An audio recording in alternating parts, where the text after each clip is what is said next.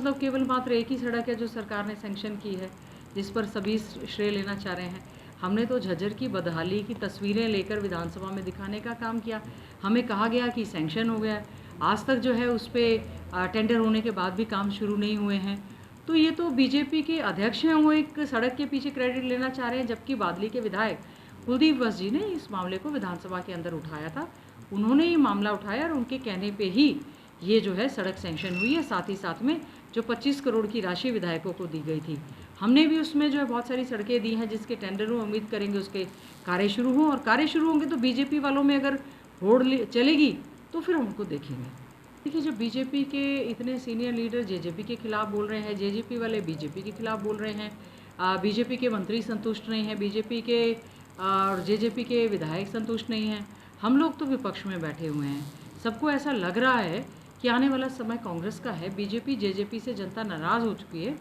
बहुत सारे नेता हैं आदरणीय चौधरी भूपेंद्र सिंह हुड्डा जी के अध्यक्ष जी के संपर्क में ज़रूर हैं, और आपने देखा होगा कि आए दिन कांग्रेस कमेटी के दफ्तर में जो है लगातार बीजेपी, जेजेपी और आम आदमी पार्टी के बहुत सारे, चाहे वो पूर्व विधायक हैं या जिन्होंने चुनाव लड़ा है या जो पार्टी के पदाधिकारी हैं, लगातार कांग्रेस पार्टी का कुनबा बढ़ रहा है। देखिए, ओपीएस को लेकर जो है एक साइकिल यात्रा जो है पूरे प्रदेश में चल रही है। एनपीएस जो पुरानी पेंशन स्कीम थी, उसकी बहाली के लिए एक संघर्ष किया जा रहा है। जहाँ जहाँ पर हमारी सरकार बनी हुई है, हिमाचल में बनी, पहली कलम से ओपीएस को, कर्मचारियों के लिए ओल्ड पेंशन स्कीम को लागू कर दिया, और राजस्थान में लागू है, छत्तीसगढ़ में लागू है, और अब ये साइकिल यात्रा पूरे हरियाणा भर में इस समय चल रही है। हमारे सभी हरियाणा के कर्मचारी इसमें शामिल हो रहे हैं। अभी मुझे कुछ हमारे कर्मचारी मिले थे, उन्होंने बताया कि 7 तारीख को ये साइकिल यात्रा जो कि ओपीएस की मांग को लेकर हरियाणा में चल रही है, वो झज्जर में प्रवेश कर रही है। हम उनका भी स्वागत करते हैं और उनकी मांगों का भी पूरी तरह से समर्थन करने का काम करेंगे। देखिए, ऐसा है, विप्लव देव जी जो हरियाणा के बीजेपी के प्रभारी हैं, वो स्वयं पूर्व में मुख्यमंत्री भी रहे हैं। अब जब बीजेपी के सबसे सर्वश्रेष्ठ, जो सबसे श्रेष्ठ नेतृत्व में बैठते हैं, प्रभारी हैं, जब वो ऐसी स्टेटमेंट दे रहे हैं, तो साफ सी बात है कि बीजेपी सरकार में दुष्यंत चौटाला जो है वो डिप्टी चीफ मिनिस्टर हैं और बहुत सारे महकमे उनके पास हैं। उन्होंने बिल्कुल काम नहीं कराए होंगे जब वो कह रहे हैं, तो वहाँ की जनता भी कह रही है। उचाना हल्के में ही नहीं काम हुए, पूरे हरियाणा में कहीं काम नहीं हुए हैं। अब तो बीजेपी जेजेपी वैसे ही एक दूसरे के ऊपर पूरी तरह से ठीकरा फोड़ने का काम कर रही है।